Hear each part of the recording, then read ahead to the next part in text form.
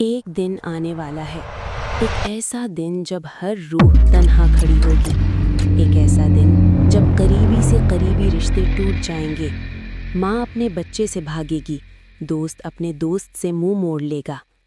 اس دن ہر دل میں صرف ایک ہی سوال گونجے گا، میرا کیا بنے گا؟ صدیوں سے انسانیت کو اس دن سے خبردار کیا جاتا رہا ہے۔ آخری گھڑی، یوم حساب، یہ سمجھنے کے لیے کہ ہمارا کیا انتظار کر رہا ہے، ہم اسلام کے عظیم علماء کی تصانیف کا رخ کرتے ہیں۔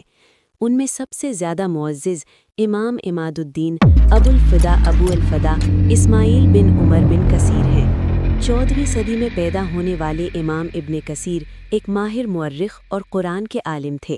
اپنی عظیم تصنیف النہایہ فی الفتن والملاحم یعنی دنیا کا خاتمہ، قیامت کی نشانیاں میں انہوں نے ان پیشن گوئیوں اور روایات کو جمع کیا جو وقت کے خاتمے اور یوم حساب کے خوفناک اور ہیبت ناک واقعات کو بیان کرتی ہیں۔ جو کچھ آپ دیکھنے والے ہیں وہ اس دن کا ایک سفر ہے جو نسل در نسل منتقل ہونے والے علم پر مبنی ہے، اس آخری حساب کا ایک تصور جو ہم سب کا منتظر ہے، حشر اور طویل انتظار۔ اس کا آغاز ایک وسیع بنجر میدان سے ہوتا ہے۔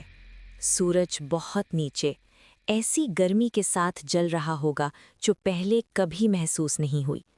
وہ تمام جو کبھی زندہ تھے دوبارہ اٹھائے جائیں گے، کندھے سے کندھا ملا کر کھڑے، ایک دوسرے کو حیرت سے دیکھتے ہوئے۔ کوئی سایہ نہیں، کوئی پانی نہیں، کوئی فرار نہیں۔ لوگ اپنے ہی پسینے میں ڈوب رہے ہوں گے، کچھ گھٹنوں تک، کچھ گردنوں تک۔ حرکت ناممکن ہوگی، پھر بھی انہیں نادیدہ قوتوں سے آگے دھکیلا جائے گا۔ کوئی رک نہیں سکتا، کوئی پیچھے مڑ کر نہیں دیکھ سکتا۔ گناہگاروں کے لیے یہ صرف شروعات ہے۔ وہ اس عذاب میں کھڑے انتظار کریں گے، 1 گھنٹے کے لیے نہیں، 1 دن کے لیے نہیں، وہ 500 سال تک انتظار کریں گے، خون کے آنسو روتے ہوئے، چیختے ہوئے کہ حساب شروع ہو، جہنم کی التجا کرتے ہوئے تاکہ صرف انتظار کے عذاب سے بچ سکیں۔ پھر بھی اس ناقابل برداشت گرمی میں 7 لوگ سکون پائیں گے۔ 7 قسم کے لوگ اللہ کے عرش کے عظیم سائے تلے پناہ گزیں ہوں گے۔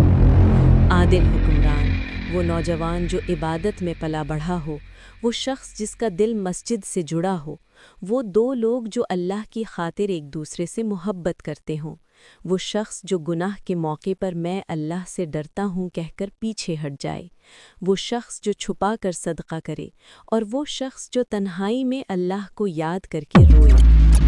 باقی سب انتظار سے تھک ہار کر التجا کریں گے۔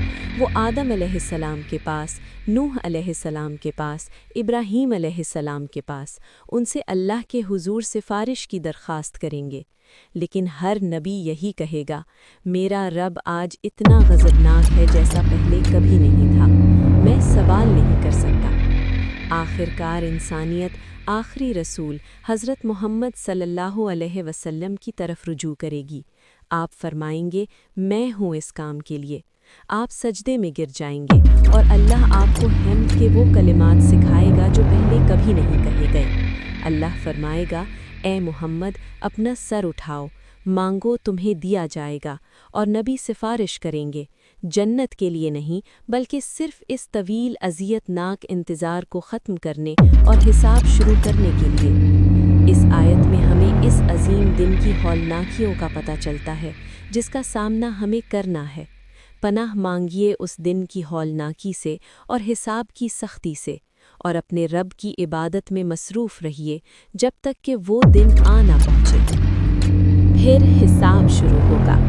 نامہ اعمال جو آپ کے کندھوں پر موجود فرشتوں نے لکھے تھے تقسیم کیے جائیں گے۔ مومن کو اس کا نامہ اعمال دائیں ہاتھ میں ملے گا جو کامیابی کی علامت ہے۔ وہ خوشی سے سرشار ہو کر اسے سب کو دکھائے گا۔ لیکن گناہگار کو اس کا نامہ اعمال پیٹھ کے پیچھے سے بائیں ہاتھ میں ملے گا جو بربادی کی نشانی ہے۔ اس کی دہشت کی کوئی انتہا نہ ہوگی۔ کچھ بحث کرنے کی کوشش کریں گے، فرشتوں سے غلطی ہوئی، وہ چیخیں گے، تب اللہ ان کے منہ پر مہر لگا دے گا اور ان کے اپنے جسموں کو بولنے کا حکم دے گا۔ ہاتھ گواہی دیں گے کہ انہوں نے کیا چھوا، پاؤں گواہی دیں گے کہ وہ کہاں چلے، ہر عضو ان گناہوں کی گواہی دے گا جن کے لیے اسے استعمال کیا گیا تھا۔ سچ سے کوئی فرار نہیں ہوگا۔ 11 بجے، ناقابل واپسی راستہ، پلِ صراط۔ اعمال تلنے کے بعد ایک آخری خوفناک رکاوٹ باقی ہے، صراط، ایک پل جو جہنم کی پیٹھ پر بچھا ہوگا، جس کے دوسری طرف جنت ہے۔ یہ تلوار سے زیادہ تیز، بال سے زیادہ باریک اور مکمل تاریکی میں ڈوبا ہوا ہے۔ اسے پار کرنے کے لیے آپ کو روشنی کی ضرورت ہے، لیکن یہ روشنی دی نہیں جائے گی، یہ کمائی جائے گی۔ یہ آپ کی چھوڑی ہوئی دنیا کے اچھے اعمال کی روشنی ہے۔ نیک لوگ جن کی زندگیاں ایمان سے بھری تھیں، ان کے پاس ایک عظیم روشنی ہوگی۔ وہ پلک جھپکتے ہی پل پار کر لیں گے اور جنت کے ابدی باغات میں داخل ہو جائیں گے۔ لیکن جن کے اعمال کم تھے، ان کی روشنی مدھم ہوگی، ٹمٹماتی ہوئی۔ وہ اس تیز دھار کنارے پر لڑکھڑائیں گے، ہر قدم پر جہنم کی آگ نیچے سے ان کی طرف لپکے گی۔ بہت سوں کے لیے ان کی روشنی بجھ جائے گی اور اس شدید تاریکی میں وہ اپنا قدم کھو دیں گے اور ہمیشہ کے لیے گہرائیوں میں گر جائیں گے۔